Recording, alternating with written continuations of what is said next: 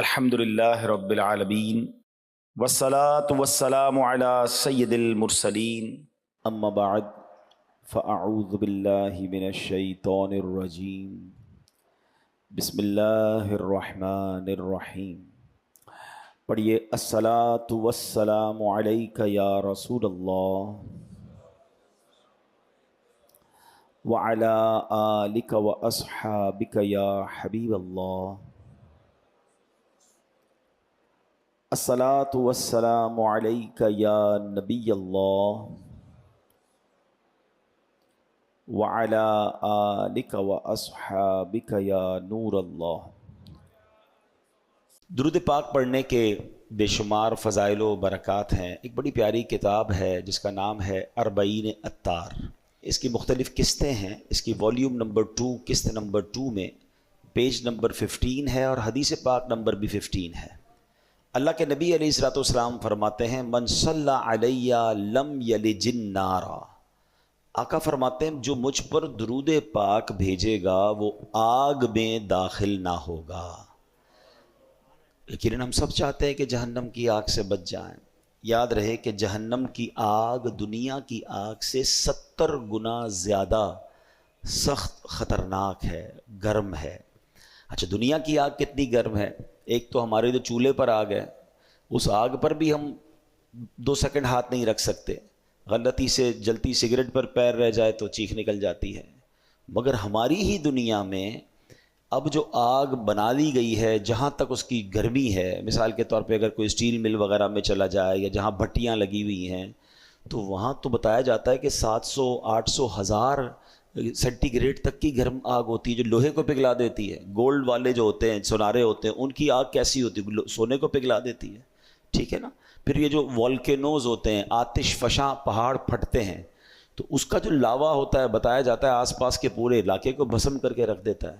تو یہ ساری دنیا میں موجود آگیں ہیں، اور جہنم کی آگ کے بارے میں فرمایا وہ اس سے بھی 70 گنا زیادہ سخت ہے۔ تو ایک لمحہ بھی کوئی اس آگ کو برداشت نہیں کر سکے گا۔ ہم اللہ سے دعا کرتے ہیں کہ اللہ ہمیں لمحہ بھر بھی جہنم میں داخل نہ فرمانا۔ تو ہمیں دعائیں بھی کرتے رہنا چاہیے اور جہنم سے بچنے کا سامان بھی کرتا رہنا چاہیے۔ اب یہ درود پاک کی جو فضیلت ہے کہ نبی پاک فرماتے ہیں جو مجھ پر درود پاک بھیجے گا وہ آگ میں داخل نہیں ہوگا۔ تو ہمیں کثرت سے درود پاک پڑھتے رہنا چاہیے۔ آئیے مل کر محبت کے ساتھ بآواز بلند درود پاک پڑھ لیں۔ صلو علی الحبیب صلی اللہ تعالی علی محمد صلی اللہ علیہ وسلم۔ الحمدللہ ہم کوشش کرتے ہیں کہ قرآن پاک کے حوالے سے کچھ پیاری پیاری آیتیں سنیں اور اس سے جو میسج ہمیں ملتا ہے، جو پیغام ملتا ہے، ہم وہ سب جانتے ہیں۔ قرآنی واقعات کو بھی ڈسکس کرتے ہیں اور پھر الحمدللہ اللہ نے جو مومنوں سے گفتگو کی ہے وہ آیتیں بھی ہم وقتاً فوقتاً شامل کرتے ہیں۔ آج قرآن پاک کا ایک بڑا تاریخی واقعہ ہم جانیں گے اور اس واقعے میں ہم سب کے لیے بہت کچھ سیکھنے کے لیے ہے۔ اللہ کریم قرآن مجید میں ارشاد فرماتا ہے اِنَّا بَلَوْنَاهُمْ كَمَا بَلَوْنَا أَصْحَابَ الْجَنَّةِ اِذْ أَقْسَمُوا لَيَسْرِمُنَّهَا مُصْبِحِينَ وَلَا يَسْتَثْنُونَ فَطَافَ عَلَيْهَا طَائِفٌ مِّن رَّبِّكَ وَهُمْ نَائِمُونَ۔ پارہ 29 ہے، 29واں پارہ ہے، سورہ قلب ہے، آیت نمبر 17 سے 19 ہے۔ ایک اور بڑی پیاری بات سمجھنی ہے۔ 2 آیتیں، یقین کریں 2 آیتوں میں ایک ایسا واقعہ قرآن نے بیان کر دیا اور اس میں اتنا کچھ ہمیں سکھا دیا گیا۔ اب آپ سنیں گے بیان تو آپ کو اندازہ ہو جائے گا، لیکن جو میں سمجھانا چاہ رہا ہوں کہ 1-2 آیتوں میں اتنا کچھ پتہ چل جاتا ہے تو اگر پورا قرآن کوئی انڈرسٹینڈ کرے، 6600 سے زیادہ آیتیں ہیں، تو کتنے خزانے، کتنی نعمتیں، کتنی برکتیں ہمیں مل جائیں گی۔ ہمیں پتہ ہی نہیں ہے قرآن میں خزانے کتنے ہیں، قرآن میں علم کتنا ہے، قرآن میں نور کتنا ہے، قرآن میں شفا کتنی ہے، ایکسپلور ہی نہیں کرتے نا۔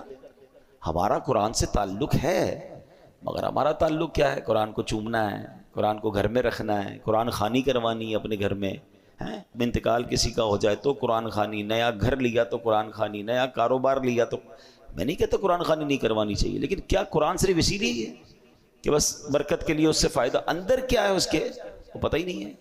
اچھا ایک تو پھر یہ بھی پرابلم ہے کہ جس کے گھر میں قرآن خوانی ہو وہ خود اس وقت بھی نہیں پڑھ رہا ہوتا، بچے پڑھ رہے ہوتے ہیں مدرسے کے، رسم بن گیا ہے قرآن پڑھنا. نہیں، یہ خزانہ ہے، اس کے جتنا غوطہ لگائیں گے اتنے موتی ملیں گے.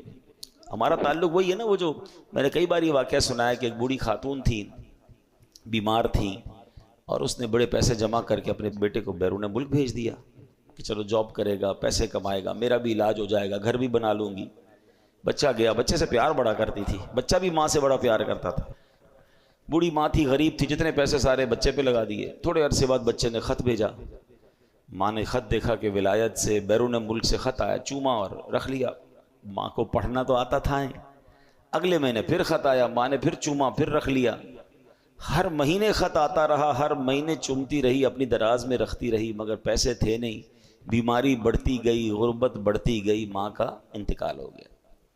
انتقال ہوا تو جو صفائی کرنے کے لیے آس پڑوس سے خواتین آئیں، دراز کھولی تو بہت سارے لفافے تھے. یہ وہی لفافے تھے جو ہر مہینے بیٹا بھیجتا تھا. جب ان لفافوں کو کھولا گیا تو ہر لفافے کے اندر منی آرڈر تھا. ہر لفافے میں بچے نے ماں کے لیے پیسے بھجوائے تھے، چیک بھجوایا تھا، پے آرڈر بھجوایا تھا. ماں کو پڑھنا ہی نہیں آتا تھا، چومتی تھی بس، خزانہ اندر رہ گیا. اگر یہ سارے پیسے کیش ہو جاتے تو اچھی جگہ علاج بھی کروا لیتی، شاید گھر ور بھی اچھا کر لیتی، لیکن پڑھنا نہیں آتا تھا. محبت بڑی تھی. کچھ ایسا ہی معاملہ نہیں ہے قرآن کے ساتھ ہمارا؟ چومتے ہیں، آنکھوں سے لگاتے ہیں، اندر کیا ہے، اللہ نے کیا فرمایا ہے، ہمارے لیے میسج کیا ہے، اس کے بارے میں احساس ہی نہیں ہے. اور ایسا بھی نہیں ہے کہ بہت مشکل ہے. ہاں اگر آپ کوئی کہے جناب قرآن تو عربی میں ہے، ہم کہاں سے سیکھیں؟ بھائی علماء نے اس کو اردو میں ترجمے کر دیے، اس کی تفسیریں کر دی، کتابیں لکھ دی، تھوڑا ٹائم تو نکالے نا. ماشاءاللہ دعوت اسلامی والے تو پکار کر کہتے ہیں آؤ بھائی ہمارے مدرسے میں آدھا گھنٹے کے لیے آ جائیں، رات کو آ جائیں، صبح آ جائیں. امام صاحب بیٹھے ہوتے ہیں، امام صاحب کو کہیں تھوڑا سا قرآن سکھا دیں، تھوڑا پڑھنا تو شروع کریں، اور پھر دیکھیں کتنا سیکھنے کو ملے گا. ماشاءاللہ بلکہ اب تو ہماری تفسیر قرآن آڈیو میں موجود ہے، آپ سننا شروع کر دیں، اگر پڑھ نہیں سکتے سب فری ہے. بٹ بات یہ ہے کہ اسی موبائل سے دنیا بھر کی ویڈیوز دیکھنی ہیں، اسی موبائل سے دنیا بھر کی ریلز دیکھنی ہے، تھوڑا سا وقت نکال کر تفسیر قرآن نہیں سننی ہے. تو پھر قصور کس کا ہے؟ ہم اپنے ساتھ زیادتی کر رہے ہیں. اب آئیے میں آتا ہوں قرآن پاک کے یہ خوبصورت اور عبرت انگیز، بہت ہی زیادہ جس کو کہتے ہیں نا بندے کو ہلا دیتا ہے واقعہ، اگین ود ان 2 آیات. اچھا اب کیا فرمایا اللہ کریم نے قرآن میں؟ اس کا ترجمہ پہلے سمجھتے ہیں. بے شک ہم نے انہیں جانچا. ترجمہ کون سا ہی ہے؟ بڑا آسان ترجمہ قرآن ہے، آسان ترجمہ قرآن، کنز العرفان. ٹھیک ہے، بے شک ہم نے انہیں جانچا جیسا باغ والوں کو جانچا تھا، جب انہوں نے قسم کھائی کہ ضرور صبح ہوتے ہی اس باغ کو کاٹ دیں گے، اور انشاءاللہ نہیں کہہ رہے تھے، تو اس باغ پر تیرے رب کی طرف سے ایک پھیری کرنے والا پھیری کر گیا جبکہ وہ سو رہے تھے. اب یہ تو ہو گیا ان 2 آیتوں کا ترجمہ. اب اس کے پیچھے جو تفسیر ہے کہ یہ کیا معاملہ تھا، تو علماء کرام ان آیات کی تفسیر میں فرماتے ہیں کہ یمن کا ایک شہر ہے جس کا نام ہے صنعاء. ٹھیک ہے، اس شہر کا رہنے والا ایک شخص بڑا نیک تھا اور بڑا سخی بھی تھا. اس کے پاس ایک خوبصورت باغ تھا. اس شخص کا ایک فارمولہ یہ تھا کہ باغ کے جتنے بھی پھل خود بخود زمین پر گرتے تھے، یہ فقیروں کو کہتا یہ سارے تمہارے، اٹھا لو. اور جب باغ کے پھل توڑے جاتے تھے تو درختوں کے نیچے کپڑے بچھا دیے جاتے تھے. جو پھل گر جاتے تھے توڑتے ہوئے یا ہاتھ سے نکل جاتے تھے تو وہ بھی فقیروں کو دے دیتا.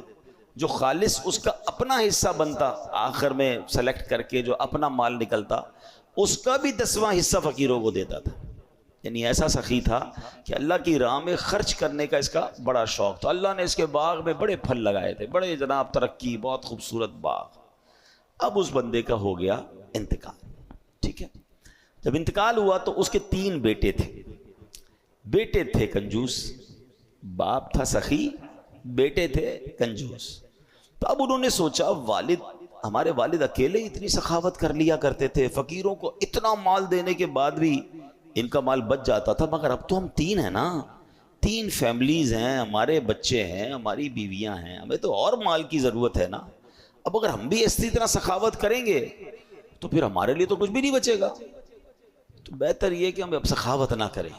اب ایک رات جب پتا چلا کہ باغ کے پھل پک گئے، ریڈی ہیں. اچھا فقیروں کو بھی پتا چل جاتا تھا کہ بھئی اب باغ کے پھل اتریں گے تو صاحب مال بانٹے گا، تو وہ بھی جم گٹا لگا کے پہنچ جاتے تھے.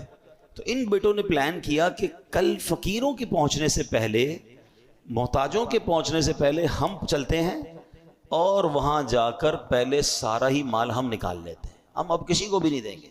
قرآن کیا کہتا ہے؟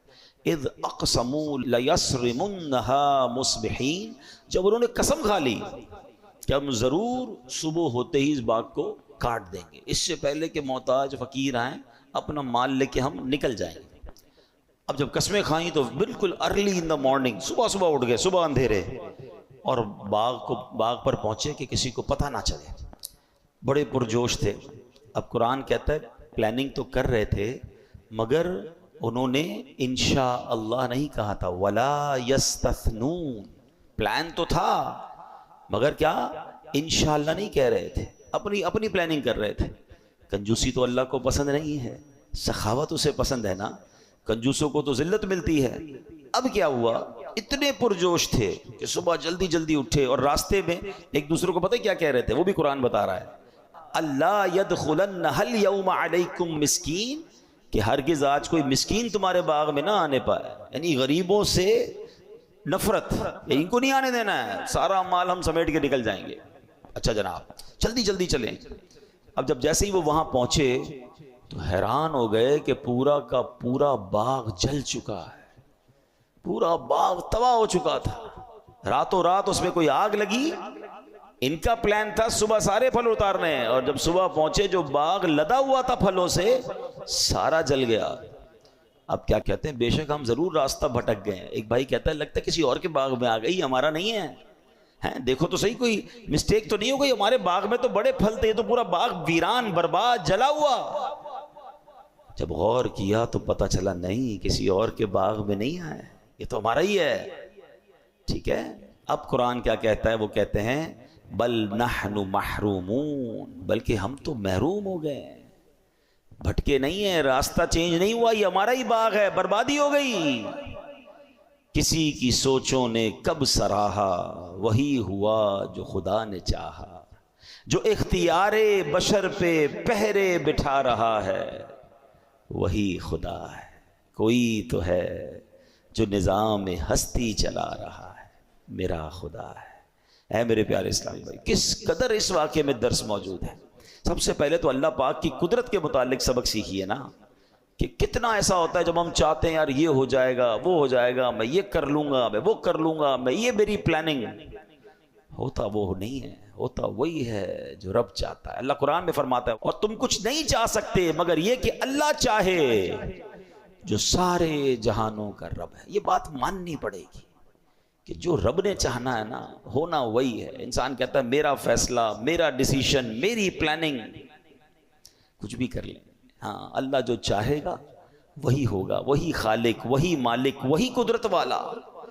امام جعفر صادق رحمۃ اللہ تعالی علیہ کا قول سنیے، کہتے ہیں اپنے ارادوں کے ٹوٹنے سے میں نے رب کو پہچان لیا، یعنی جو میں چاہتا ہوں وہ نہیں ہوتا، اس کا الٹ ہو جاتا ہے۔ اس سے مجھے معلوم ہو گیا کہ کوئی تو ہے جو میرے ارادوں پہ پہرا لگا رہا ہے، وہی خدا ہے۔ ایسا ہوتا ہے نا ہمارے ساتھ، ٹکٹ بھی بک ہو جاتی ہے، آگے کی پلاننگ بھی بک ہو جاتی ہے، ادھر جا کے کسی ملک میں جانا ہے، کسی شہر میں جانا ہے، ادھر کس سے ملنا ہے، ساری پلاننگ بک ہے، مگر اچانک کوئی ایسا معاملہ ہوتا ہے سارا سفر ہی کینسل ہو جاتا ہے۔ پلاننگ تو جانے کی تھی، کیوں نہیں ہوا؟ بہت کچھ زندگی میں آپ کے ساتھ ایسا ہوا ہوگا۔ بات یہ ہے اب دو چیزیں ہیں، میں نے پلاننگ کی اور نہیں ہوئی۔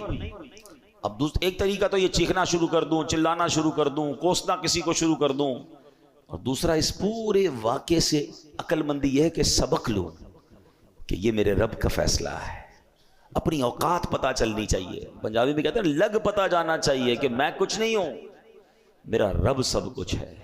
ایسے موقعوں پر مزید اللہ کی قدرت کو جاننا چاہیے، عاجزی اختیار کرنی چاہیے، اور پھر دل کو مطمئن بھی کرنا چاہیے کہ نہیں ہوا تو یہی بہتر ہوگا۔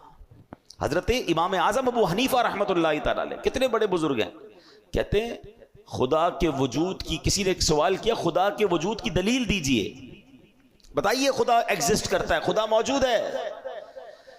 فرمایا آدمی چاہتا ہے میرے گھر بیٹا پیدا ہو، مگر بیٹی پیدا ہو جاتی ہے، اس سے پتہ چلتا ہے کہ جس کا ارادہ، جس کی مرضی اس دنیا پر نافذ ہے وہی خدا ہے۔ ارادے بہت ہیں، پلاننگ بہت ہے، مگر ہمارے ارادوں سے الگ چیز ہو جاتی ہے. تو یہی تو بتا رہا ہے کہ تمہاری مرضی نہیں، اس دنیا میں ہے خالق ہے، مالک ہے، جو بلکہ دنیا کا مالک ہے وہی خدا ہے. ابھی حال ہی کی بات ہے، کسی ملک کا ایک شخص تھا جو خود کو ملک الارادہ، مرضی کا بادشاہ کہتا تھا. مسلمان تھا بیچارہ. کیا ہوا؟ بیچارے کو پھیپڑوں کا کینسر ہوا، اس کا انتقال ہو گیا. تو یہ جو ہوتا نا میں کر و فر، میرا فیصلہ، میرا ڈیسیشن، میری پلاننگ، سب کچھ جناب طے ہے، کچھ بھی نہیں چینج ہوگا، یہ نہ کہا کرو. پلاننگ کرنا چاہیے مگر انشاءاللہ بھی کہتے رہے، اور ساتھ ذہن میں بھی یہ بات رکھے رب نے چاہا تو ہوگا. سبحان اللہ. زمین میں اللہ پاک کی مرضی نافذ ہے، حکم صرف اسی کا چلتا ہے، وہ غالب ہے. قرآن کریم میں اس نے کیا فرمایا؟ وَهُوَ الْقَاهِرُ فَوْقَ عِبَادِهِ، وہی اپنے بندوں پر غالب ہے. غرض یہ کہ بات ہمیں اپنے ذہن میں بٹھانی چاہیے کہ اس دنیا میں مرضی صرف اللہ پاک کی چلتی ہے. ہمیں چاہیے کہ طاقت، عہدے، مال و دولت وغیرہ کے غرور میں نہ آیا کریں، اللہ پاک کے حضور سر جھکا کر رکھے. ان باغ والوں کا جو بڑا عیب کیا بیان ہوا، پوشیدہ اسباب جن کی وجہ سے باغ تباہ ہو گیا، ان کا ایک عیب یہ تھا وَلَا يَسْتَثْنُونَ، انشاءاللہ نہیں کہہ رہے تھے. انہوں نے اپنے آپ پر بھروسہ کیا تو کیا ہوا؟ باغ جل گیا، سب تباہ ہو گیا. لَوْلَا تُسَبِّحُونَ، تم تسبیح کیوں نہیں کرتے؟ تو اے میرے پیارے اسلامی بھائی، اللہ کا نام لینا چاہیے، اللہ کی مرضی پر یقین ہونا چاہیے. اللہ اکبر. یہاں ایک اور میں آیت آپ کے سامنے پیش کروں گا، اور یہ آیت اتنی کمال کی ہے، اگر کسی دن سمجھ آ جائے نا تو زندگی میں جو کام نہیں ہوتے، جس کی وجہ سے ہم ڈپریشن کا شکار ہو جاتے ہیں، کنفیوز رہتے ہیں، پریشان رہتے ہیں، یار یہ کیوں نہیں ہوا، اتنی پلاننگ تھی، اتنی تمنا تھی، اور بندہ بعض اوقات مایوسی کی طرف چلا جاتا ہے. میری قرآن پاک کی جو سب سے فیورٹ آیات ہیں، it is one of the most favourite میری آیت، اور اس کے جو ترجمہ آپ پڑھو گے تو آپ کی بھی پسندیدہ ہو جائے، کیونکہ زندگی گزارنے کا اس میں طریقہ مل جاتا ہے، اپنے دل کو بڑی تسلی مل جاتی ہے. اللہ قرآن مجید میں ارشاد فرماتا ہے وَعَسَىٰ أَن تَكْرَهُوا شَيْئًا وَهُوَ خَيْرٌ لَكُمْ وَعَسَىٰ أَن تُحِبُّوا شَيْئًا وَهُوَ شَرٌّ لَكُمْ وَاللَّهُ يَعْلَمُ وَأَنْتُمْ لَا تَعْلَمُونَ. اللہ قرآن میں فرماتا ہے، اور قریب ہے کہ کوئی بات تمہیں ناپسند ہو. ہم کہتے ہیں یہ نہیں ہونا چاہیے، بیٹی نہیں ہونی چاہیے، ماذ اللہ لوگ بیٹی کو برا سمجھتے ہیں. بھائی بیٹی تو رحمت ہے، چلے اس کے علاوہ بھی زندگی میں بہت ساری چیزیں جو ہمیں پسند نہیں ہوتی. اللہ فرماتا ہے قریب ہے کہ کوئی بات تمہیں ناپسند ہو، حالانکہ وہ تمہارے حق میں بہتر ہو. تم اس سے برا سمجھ رہے ہو، بعد میں پتہ چلتا ہے ہاں یار یہ تو میرے لیے بہتر تھا. ایسا کئی بار آپ کے ساتھ ہوا ہوگا کہ کوئی چیز ملی یا کوئی آپ کے بارے میں فیصلہ ہوا، آپ نے بڑا واویلا مچایا، بڑا افسوس کیا، تھوڑے عرصے بعد پتہ چلا یار میرے لیے تو یہی بہتر تھا. آگے قرآن کہتا کیا ہے؟ وَعَسَىٰ أَن تُحِبُّوا شَيْئًا وَهُوَ شَرٌّ لَكُمْ، اور قریب ہے کہ کوئی چیز تمہیں پسند آئے حالانکہ وہ تمہارے لیے حق میں بری ہو. بعض اوقات کہتے ہیں یار مجھے یہ پسند ہے، یہ نہیں ملتی تو دل ٹوٹ جاتا ہے. اچھا پسند ہے تو حرام طریقے سے حاصل کر رہے ہیں، نہیں ملی کوئی بات نہیں، کیا پتہ یہی میرے لیے بری ہو، اور ہوتا ہے ایسا. لیکن اگلی جو آیت کا جز ہے نا، وہ ادھر اللہ کرے نقش ہو جائے. اللہ فرماتا ہے اللہ یعلم وانتم لا تعلمون، اللہ جانتا ہے اور تم نہیں جانتے. یہ بات سمجھ لیجئے، ہم نہیں جانتے ہمارے لیے کیا بہتر ہے، ہم اللہ سے یہی کہیں نا اللہ تو جانتا ہے، ہمارے لیے بہتر فیصلہ فرما دے، ہمیں بہتر عطا فرما دے. اور جو رب عطا فرمائے اس پر یقین، اس پر اطمینان، اس پر سکون ہونا چاہیے. اللہ کا فیصلہ ہے. جس دن آپ کو یہ فیصلہ اور یقین مل گیا نا، پھر آپ کی زندگی بڑی آسان ہو جائے گی. تو ان باغ والوں نے پلاننگ کی تھی، غریبوں کا حق یا غریبوں میں جو سخاوت تھی، جو بانٹتے تھے، اس سے انہیں محروم کرنے کی، اور پھر انشاءاللہ بھی نہیں کہا، اپنی پلاننگ کرتے رہے اور سب برباد ہو گیا. تو ہمیں اچھا سوچنا چاہیے، بہتر سوچنا چاہیے. یہاں قرآن پاک کی ایک اور آیت جو ہم ہر روز ہی پڑھتے ہیں، اس سے بھی سیکھنا ہے، اور وہ آیت کیا ہے؟ ایاک نعبد و ایاک نستعین، ہم تیری ہی عبادت کرتے ہیں اور تجھ سے ہی مدد چاہتے ہیں. آیت کس حصے میں کیا تربیت کی گئی کہ میں ختم کریں اپنے اندر سے. ہم دنیا میں مالک نہیں محتاج ہیں. اپنی اسی محتاجی کو دل و جان سے تسلیم کر لینا ہی بندگی ہے. جب بندہ دل کی گہرائی سے یہ تسلیم کرتا ہے نا کہ میں محتاج بے بس بندہ ہوں، اب اس پر لطف و کرم کے دروازے کھلنا شروع ہو جاتے ہیں. اب اس پر بارش، کیونکہ پہلے یہ ایکسپٹ کرنا ہوتا ہے میں سب کچھ ہوں نہیں، میں کچھ بھی نہیں، میں محتاج، مالک تو سب کچھ ہے۔ ایاک نعبد و ایاک نستعین میں بندگی کا پیغام ہے، تیری ہی عبادت کرتے ہیں مولا، تجھی سے مدد چاہتے ہیں۔ یعنی کس طرح کہیں کہ اللہ ہاتھ پاؤں تو نے دیے، مگر تیری مدد ہوگی تو ہاتھ پار چلا پاؤں گا، ہیں مولا میرے پاس پاؤں تو نہیں دیے ہیں، مگر میں جب تک نہیں چل سکتا جب تک تیری مدد نہیں ہوگی۔ نہیں دیکھے پاؤں والے، پاؤں ہیں جسم میں چل نہیں پا رہے، ہاتھ ہیں جسم میں اٹھا نہیں پا رہے، بھائی باڈی میں تو لگے ہوئے ہاتھ، مگر ہاتھ کام نہیں کر رہا ہے، انگلیاں بند نہیں ہو رہی ہیں، پکڑ نہیں پا رہے ہیں، پیر ہے چل نہیں پا رہے۔ پتا چلا پیر کمال نہیں ہے، اللہ کی طرف سے توفیق ہوگی، مدد ہوگی تو پیر چلے گا۔ ہاتھ ہونا کمال نہیں ہے، ہاتھ میں رب کی طرف سے دی گئی طاقت ہوگی تو ہاتھ چلے گا نا۔ زبان منہ میں ایگزسٹ کرتی ہے لوگوں کے، جتنے گونگے بغیر زبان کے تھوڑی ہوتے ہیں، باڈی پارٹ ہے مگر بول نہیں پا رہے۔ اللہ کی مدد ہوگی، اللہ عطا فرمائے گا تو بندہ بول پائے گا۔ آنکھیں لگی ہوئی ہوتی ہیں، اندھے بغیر آنکھوں والے نہیں ہوتے، ان کی باڈی میں آنکھیں فکس ہیں، ہماری جیسی آنکھیں۔ بعض ہوگا تو یقین نہیں آتا یہ بندہ اندھا ہے، بالکل اچھی آنکھیں صاف ستھری نظر آ رہی ہیں اس کی آنکھیں، اچھا دیکھ بھی ہمیں رہا ہوتا ہے، ہمیں لگ رہا ہے ہمیں دیکھ رہا ہے، مگر اس کو کچھ نظر نہیں آ رہا ہے۔ پتا چلا کہ یہ بات اجاگر بار بار دل میں کرنی ہے، مولا سب کچھ دیا ہے تو نے، مگر اس کا فائدہ مجھے جب پہنچے گا جب تو چاہے گا، تیری مدد ہوگی، میں محتاج۔ جب بندہ اس طرح رب سے کنیکٹ ہو جاتا ہے نا، اس طرح رب کی بارگاہ میں رجوع لاتا ہے اور یہ ایکسپٹ کرتا ہے دل سے، ایاک نعبد و ایاک نستعین، تیری ہی عبادت کرتے ہیں، تجھی سے مدد چاہتے ہیں، ہم محتاج، تو مالک۔ پھر دیکھو کیسے کرم کے دروازے کھلتے ہیں۔ لوگ اپنے آپ کو محتاج سمجھنے کے لیے تیار نہیں ہوتے۔ ہاں یہ بڑی گہری بات کر رہا ہوں، اللہ کے آگے میں نے پڑھا، کتابوں پڑھا، ایسے لوگ بھی ایگزسٹ کرتے ہوں گے جو دعا مانگنے میں شرماتے ہیں کہ یار اتنا بڑا آدمی ہو کہ میں، لوگ کیا کہیں گے۔ اللہ کے آگے روتے نہیں ہیں، اللہ کے آگے گڑ گڑاتے نہیں ہیں، ان کو شرم آ رہی ہوتی ہے اپنے سٹیٹس کو دیکھ کر۔ تف ہے کہ اگر تم دنیا میں کسی مرتبے پر پہنچ گئے اور احکم الحاکمین کے آگے سجدہ کرنے میں، گڑ گڑانے میں، محتاجی ماننے میں تمہیں تکلیف ہو رہی ہے تو تیار ہو جاؤ، پھر بڑے محتاج بن جاؤ گے۔ ارے اس کے آگے تو سبھی محتاج ہیں نا، کون ہے کائنات میں جس کو رب کی مدد کی ضرورت نہیں ہے؟ اگر آج مرتبہ، عزت، شہرت، دولت، کوئی مقام، کوئی سٹیٹس ہے بھی میرے پاس تو دیا کس نے ہے؟ ہم تو یہاں یہ سمجھاتے ہیں کہ اپنے ماں باپ کے آگے کبھی مت کہا کرو میں بڑا آدمی ہو گیا ہوں، یہ بھی غلطی کرتے ہیں لوگ۔ اگر کوئی عزت مل جاتی، دولت مل جاتی، اسٹیٹس مل جاتا ہے تو امی ابو کو کہہ رہے ہوتے ہیں بڑا افسر بن گیا ہوں، بڑا آدمی بن گیا ہوں، اب ٹائم نہیں ہوتا، پتہ نہیں میرے آگے پیچھے کتنے لوگ ہوتے ہیں، کتنے ملازمین ہیں۔ نہیں، دنیا کے لیے آپ کچھ بھی ہو، ماں باپ کے آگے بچے بن کر ہی رہیں، ان کے پیر دبائیں، ہاں ان کو یہ نہ کہیں میں بڑا ہو گیا ہوں، ان کا بچہ ہی ہوں میں، اور ان کو یہ احساس دلائیں کہ دنیا میں کچھ بھی بن گیا ہوں آپ کے قدموں میں، ہوں آپ کا بیٹا، ہوں آپ کا بچہ، تو عزت ملتی ہے نا، تو دعائیں ملتی ہیں۔ ماں باپ پہ بھی افسر ہی جھاڑیں گے، ماں باپ تو پھر بھی ماں باپ ہیں، وہ تو رب ہے نا، خالق کائنات کے آگے تو میں محتاج، میں کچھ بھی نہیں۔ ایکسپٹ کیا کرو، اللہ کے آگے گر گڑا کر کہا کرو کہ اللہ جو کچھ ہوں تیری عطا سے ہوں، اور بندہ تیرا ہوں، محتاج تیرا ہوں۔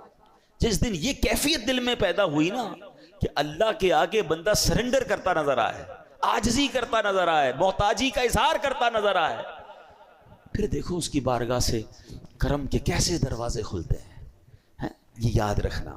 تو پھر آپ دیکھیں گے انشاءاللہ، شعر ہے نا بڑا پیارا حمد کا، میں ہوں بندہ تو ہے مولا، کون ہے اپنا اس کے سوا، میں ہوں اس کا وہ ہے میرا جس نے بنایا اور مجھ کو پالا، یا اللہ میری جھولی بھر دے۔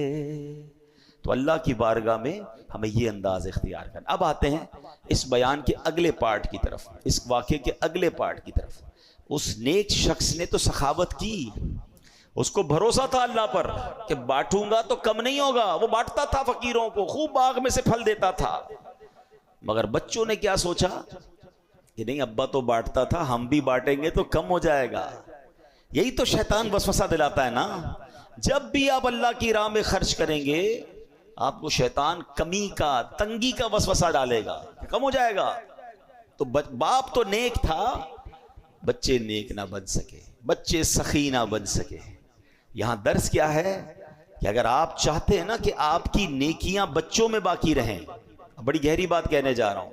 بعض اوقات ہم نے کچھ بزرگوں کو دیکھا ہے، بڑے سخی ہوتے ہیں، بڑے اللہ کی راہ میں خرچ کرنے والے ہوتے ہیں، مگر ہوتا کیا ہے کہ جب وہ خرچ کرتے ہیں اپنے بچوں کو نہیں سکھا رہے ہوتے، اپنے بچوں کو نہیں بتا رہے ہوتے، اور وہ نہ بتانے کی وجہ سے باپ تو اپنی زندگی میں نیکی کر رہا ہے، انتقال کے بعد بچے وہ ساری نیکی کے دروازے بند کر دیتے ہیں.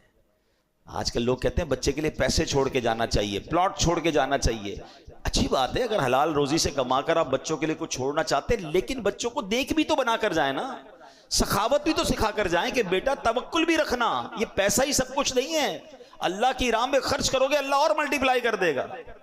مگر بعض اوقات دانستہ یا غیر دانستہ لوگ اپنے بچوں کو کنجوس بنا رہے ہوتے ہیں کہ بیٹا پیسہ ہی سب کچھ ہے، سنبھال کے رکھنا، خرچ نہ کرنا، پیسہ ہوگا تو کامیاب ہوگا. یہ رانگ تعلیمات ہیں. اگر میں جتنے بزرگ مجھے سن رہے ہیں، اب خود سوچیں آپ نے سٹارٹ کہاں سے کیا تھا. بہت بڑی تعداد ہمارے یہاں وہ ہوتی ہے جو بہت چھوٹے پیسوں سے سٹارٹ کر کے آج اللہ نے بڑا بنا دیا. اللہ نے بنایا نا آپ کو، آپ پہلے سے تو پیسے والے نہیں تھے. بہت سارے یہاں مجھے وہ سن رہے ہوں گے جب ڈیفنس میں پیدا نہیں ہوئے ہوں گے، کسی چھوٹے علاقے میں رہتے تھے، اللہ نے ترقی دی، آپ ڈیفنس میں آ گئے، اب بچے ڈیفنس میں بڑے ہو رہے ہیں. مثال دے رہا ہوں، یہ پوری دنیا کے لیے مثال ہے میری. تو اب بچوں کو یہ نہ کہیں کہ بیٹا تم یہاں رہو گے تو ترقی کرو گے. بھائی آپ کے پاس تو کچھ نہیں تھا، کیسے ترقی کر لیا آپ نے؟ اللہ چاہے گا تو غریب کو بھی امیر بنا دے گا، مگر اس غربت سے امارت کا جو سفر تھا اس میں آپ کی کچھ نیکیاں تھی، آپ کی کچھ سخاوت تھی، آپ نے کوئی اچھے اعمال کیے. اگر بچوں میں وہ اعمال نہ اتارے تو یہ امیری سے غریبی کی طرف بھی جا سکتے، کیونکہ اللہ کے ہاتھ میں سب کچھ ہے نا. تو سخاوت سکھائیں، نیکیاں سکھائیں. ایک پرابلم کیا ہے کہ لوگ خاص طور پہ، اب ہم بھی چونکہ جب کبھی کبھی چیریٹی کے لیے کہیں جاتے ہیں تو لوگ ہمیں، کسی ینگسٹر سے بات ہو نا کہ بیٹا آپ اپنی زکوٰۃ کس کو دیتے ہیں، کہ ہمیں نہیں پتا کس کو دیتے ہیں، ابو دیتے ہیں یا دادا حضور دیتے ہیں. اچھا بھائی آپ نیکی کے کام میں خرچ کیا ہوتا ہے، ہمیں کچھ بھی نہیں پتا، وہ دادا حضور کرتے ہیں، ابو کرتے ہیں. یہ غلط کرتے ہیں. اگر آپ نوجوان نسل کو انوالو ہی نہیں کر رہے اپنی زکوٰۃ میں، نوجوان نسل کو، اپنے بچوں کو، اپنے پوتے پوتیوں کو بتا ہی نہیں رہے کہ آپ کہاں کہاں خرچ کرتے ہیں، کیسے حساب کرتے ہیں، تو جس دن آپ کا انتقال ہوا ان کو تو پتہ ہی نہیں ہوگا کتنا خرچ کرنا. ان کو لگے گا سارے پیسے ہمارے، کیوں خرچ کرنا ہے بھائی، کیوں زکوٰۃ دینی ہے، کیوں صدقہ دینا ہے، کیوں خیرات دینی. یہ سارے نیکی کے دروازے بند ہو جائے. یہی تو ہوا نا جو میں نے قرآنی واقعہ آپ کو سنایا کہ باپ سخی تھا، اولاد سخی نہ بنی، پورا باغ جل کر راکھ ہو گیا. یہ بات یاد رکھنی ہے. ہم نے غریبوں کو محنت کر کے امیر بنتے دیکھا، مگر بچوں کی اچھی تربیت نہ کرنے کی وجہ سے ان کے انتقال کے بعد ان بچوں کو پھر غریب ہوتے دیکھا. وہ غریب سے امیر بن گیا کیونکہ محنت کی تھی، اخلاص تھا، نیکی تھی، اللہ پر توکل تھا، دعائیں تھی، سخاوت تھی، اسٹرگل تھی. بچے تو سونے کا نوالا لے کے پیدا ہوئے، پیسے بھی ملے، تربیت بھی نہ ملی. اسی پیسے کو جناب کوئی جوئے میں لگا رہا ہے، کوئی شراب میں لگا رہا ہے، اور بعضوں کا سب برباد ہوتے دیکھا. نہیں، صرف پیسہ چھوڑ کے نہیں جانا ہے، اچھی تربیت چھوڑ کے جانا ہے.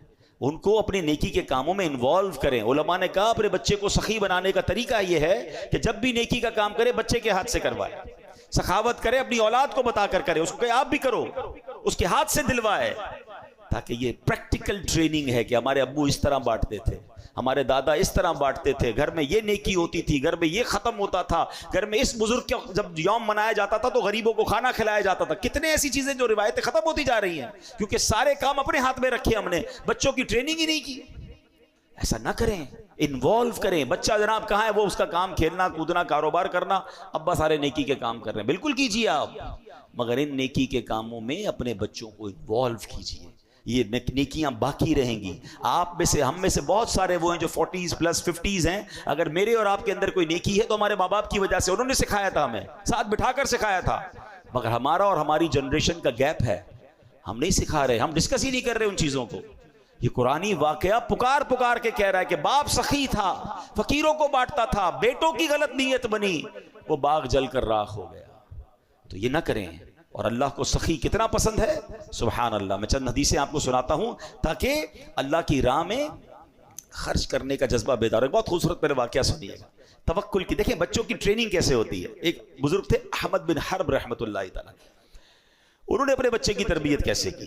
وہ کیا کرتے تھے، انہوں نے بچوں کو توکل سکھانا تھا کہ اللہ پر بھروسہ کرنا ہے. انہوں نے کہا بیٹا جب بھی بھوک لگے نا تو دعا کرنی اللہ سے، کسی اور سے نہیں مانگنا، اللہ سے مانگنا، یا اللہ کھانا چاہیے. اپنی زوجہ کو کہا جب بھی بیٹا دعا کرے نا تو اس کے گھر میں اس نے پورا سمجھ دیوار میں سوراخ بنایا کہ پیچھے چپکے سے تم نے کھانا رکھ دینا ہے اس میں. بیٹا اس سوراخ کے پاس جا کے اللہ کی بارگاہ میں دعا کرتا، یا اللہ بھوک لگی ہے، تھوڑی دیر بعد سوراخ سے اس کو کھانا مل جاتا. اس کی ٹریننگ یہ ہونے لگی کہ جب بھی کوئی مشکل ہو اللہ سے مانگنا ہے. کئی مہینے گزر گئے، روزانہ ماں اس کو اسی طریقے سے کھانا دیتی جب وہ دعا مانگتا. ایک دن اس کی ماں جو ہے گھبرا گئی اور اپنے شوہر کے پاس آئی کہ آج عجیب معاملہ ہوا. کہا کیا ہوا؟ کہتی آج وہ کھانے کا وقت تھا، بیٹا کا دعا کا ٹائم تھا، میں کہیں مصروف ہو گئی، میں دوڑی گئی کہ کھانا نہیں ملے گا تو کیا سوچے گا. تو میں گئی تو کیا دیکھتی ہوں بیٹا کھانا کھا رہا ہے. میں نے کہا بیٹا کھانا کدھر سے ملا؟ کہا امی اللہ نے دیا. کہاں سے ملا؟ کہا اسی سوراخ سے جہاں سے روز ملتا ہے. تو میں پریشان ہوں، میں نے تو کھانا نہیں رکھا، کھانا کیسے مل گیا؟ حضرت احمد بن حرب کہتے ہیں مجھے اسی دن کا انتظار تھا، اب تمہیں کھانا دینے کی ضرورت نہیں ہے، اس کا اللہ سے کنیکشن ایسا ہو گیا، اس کو غیب کے خزانوں سے ملنا شروع ہو گیا. یہ دیکھیں یہ تربیت کا انداز تھا نا کہ اللہ سے مانگنا ہے، بیٹا اللہ پر بھروسہ رکھنا ہے. ہم کہتے ہیں بیٹا پیسے ہوں گے تو تیرا کام ہوگا، پیسے بنا، پیسے تعلقات بنا ورنہ مشکل میں پھنس جائے گا. تیرے رابطے نہیں ہوں گے تو آگے جا کے ڈیفیکلٹ ہو جائے گا. ارے کب سکھاؤ گے کہ اللہ سے دوستی کر، اللہ کو راضی کر. پیسے چھوڑ کر جاتے ہیں مگر تربیت کر کے نہیں جاتے. حضرت عمر بن عبدالعزیز رحمۃ اللہ تعالی علیہ کا واقعہ سنیں. آپ کا جب انتقال ہوا آپ امیر المومنین تھے، آج کے دور کے پرائم منسٹر تھے، پوری آدھی دنیا پر گویا حکومت تھی. ہمارا اس طرح کا کوئی بندہ ہو تو پتہ نہیں کتنے خربوں روپے بنا لیتا ہے. انتقال ہونے لگا تو بہت تھوڑے پیسے چھوڑ کے جا رہے تھے. کسی نے کہا حضرت آپ اتنی بڑی شخصیت اپنے بچوں کے لیے چھوڑا ہی کچھ نہیں، بچا ہی کچھ نہیں، اتنا خرچ کر دیا اللہ کی راہ میں. کیا کمال کا جواب دیا ہے. فرماتے بچے اگر میرے نیک ہوئے نا تو اللہ ان تھوڑوں میں بھی بہت برکت ڈال دے گا، اور بچے اگر غلط ہیں، حرام کرنے والے، تو ان کے لیے چھوڑنا ہی ٹھیک نہیں تھا، کیونکہ میں چھوڑ کے جاؤں گا غلط کام کریں گے قبر میں ہی مار پڑتی ہے نا. کتنی کمال کی بات. ہم اس پرابلم میں، اس سوچ میں پڑے ہوئے ہیں کہ ہم بچوں کے لیے چھوڑ کر کیا جائیں.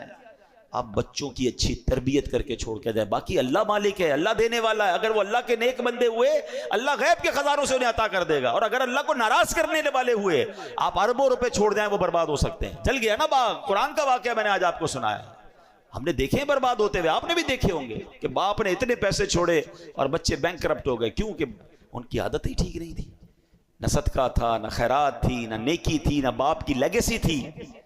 کاش یہ بات سمجھ آ جائے. بچوں کو سخی بنائیے، اپنے آپ کو بھی سخی بنائیے، کنجوسی سے نکلیے. میں 2 حدیثیں سنا کر، باتیں تو بہت ساری ہیں لیکن چونکہ اب بیان کا وقت ختم ہوا. آج ہمارا یہ مائنڈ سیٹ ہوتا ہے کہ ہم کسی بڑی شخصیت سے دعا کروائیں. اچھی بات ہے، اگر کوئی نیک بندہ، کوئی عالم دین، کوئی بزرگ مل جائیں تو اچھی بات ہے، دعا کرنی چاہیے. مگر آج میں آپ کو وہ حدیث سنا رہا ہوں کہ اگر میں آپ کو یہ کہوں کہ روز صبح آپ کے لیے فرشتے دعا کریں گے، اس سے اچھی کوئی بات ہے کہ صبح ہوتے ہی میں سو رہا ہوں فرشتے میرے لیے دعا کر رہے ہوں. ہاں، اب وہ کون لوگ ہیں جن کے لیے فرشتے دعا کرتے ہیں؟ اور کچھ بد نصیب ایسے ہیں جن کے لیے روزانہ فرشتے بربادی کی بھی دعا کرتے ہیں. اب سنیے، نبی پاک علیہ السلام فرماتے ہیں، حضرت ابو ہریرہ رضی اللہ تعالیٰ عنہ حدیث کے راوی ہیں، ما من یوم یصبح العباد فیہ الا ملکان ینزلان. آقا فرماتے ہیں کوئی ایسا دن نہیں ہوتا جس پہ بندے سویرا کریں اور 2 فرشتے نہ اتریں، جن میں سے ایک کیا کہتا ہے، اے اللہ پاک سخی کو زیادہ اچھا بدلہ دے، اور دوسرا کہتا ہے اے اللہ پاک کنجوس کو برباد کر دے. اب سوچ لیجئے، سخی کے لیے روز فرشتہ دعا کر رہا ہے، اور جو مال روکے ہوئے ہے، نہ زکوٰۃ دے رہا ہے، نہ صدقہ دے رہا ہے، نہ اللہ کی راہ میں خرچ کر رہا ہے، خرچ کرتا ہے تو برا لگتا ہے اس کو، نہ غریبوں کی مدد کر رہا ہے، کنجوس ہے، مال کا حق ہی ادا نہیں کر رہا، روز فرشتہ دعا کر رہا ہے اللہ اس کو برباد کر دے، تو پھر تو بربادی ہونا ہے نا. تو سخاوت یہ اللہ کو بڑی پسند ہے. اللہ اکبر. ایک بار اور بڑی پیاری حدیث ہے، نبی پاک علیہ السلام کی بارگاہ میں ایک صحابی ہیں قیس انصاری رضی اللہ عنہ. آپ رائے خدا میں بہت خرچ کرتے تھے. اچھا، ان کے بھائیوں کو یہ شکایت تھی، یہ بچاتے ہی نہیں، اللہ کی راہ میں لٹاتے ہی رہتے ہیں. نبی پاک کے پاس شکایت آ گئی. پیارے آقا نے حضرت قیس کو بلایا کہ بھائی تمہاری شکایت آئی ہے، کتنا خرچ کرتے ہو؟ کہتے یا رسول اللہ میں اپنی آمدنی سے اپنا حصہ نکال لیتا ہوں جتنی مجھے ضرورت ہے، باقی اللہ کی راہ میں خرچ کر دیتا ہوں. نبی پاک یہ سن کر اتنا خوش ہوئے، پیارے آقا اتنا راضی ہوئے، آقا نے اس کے سینے پر ہاتھ رکھا اور 3 بار فرمایا انفق ينفق اللہ علیک، انفق ينفق اللہ علیک، انفق ينفق اللہ علیک. کیا فرمایا؟ خرچ کر اللہ مزید عطا فرمائے گا، خرچ کر اللہ مزید عطا فرمائے گا، خرچ کر. ایک اور روایت کے اس کے ترجمہ بڑا پیارا ہے، خرچ کر تجھ پر خرچ کیا جائے گا. جو روکتا ہے نا اس سے روک لیا جاتا ہے، جو خرچ کرتا ہے اس کو عطا کیا جاتا ہے۔ بس یہ بات اپنی زندگی کا فارمولہ بنا لیں۔ اچھا پھر بندہ شیطان ہے نا، کہتا یار یہ مولوی صاحب کہہ تو رہے ہیں خرچ کروں گا تو جیب سے کمی ہو جائیں گے نا، بینک سے کمی ہو جائیں گے۔ آپ خرچ کرنے والوں کو سرچ کر لینا، خرچ کرنے والوں کو سرچ کر لیں، جو اللہ کی راہ میں خرچ کرتے پوچھو ان سے کم ہو گیا تمہارا؟ کبھی نہیں ہوگا۔ پوری زکوٰۃ دینے والا اگلے سال زیادہ زکوٰۃ دیتا ہے، صدقہ خیرات کرنے والا اگلے سال زیادہ صدقہ، کیوں کہ پیسے بڑھ رہے ہیں۔ عشر دینے والا، عشر تو 10% نکل جاتا ہے نا، 100 من نکلا زمین سے 10 من دینا ہے اللہ کی راہ میں، کچھ مسائل میں 5 من دینا ہے، تفصیل ہے اس کی، لیکن اگر 100 میں سے 10 دے رہا ہے تو 90 ہو گیا۔ مگر اللہ اس 90 میں ایسی برکت ڈالتا ہے کہ اگلے سال فصل بھی بڑھتی ہے، مال بھی بڑھتا ہے، صحت بھی بڑھتی ہے، عافیت بھی بڑھتی ہے۔ تو بے شک میرے پیارے اسلامی بھائی، قرآن کے اس واقعے سے بہت ساری باتیں سیکھنے کو ملی کہ ہم نے اپنے بچوں کی اچھی تربیت کرنی ہے۔ کوئی بھی پلان کریں تو انشاءاللہ کہنا ہے،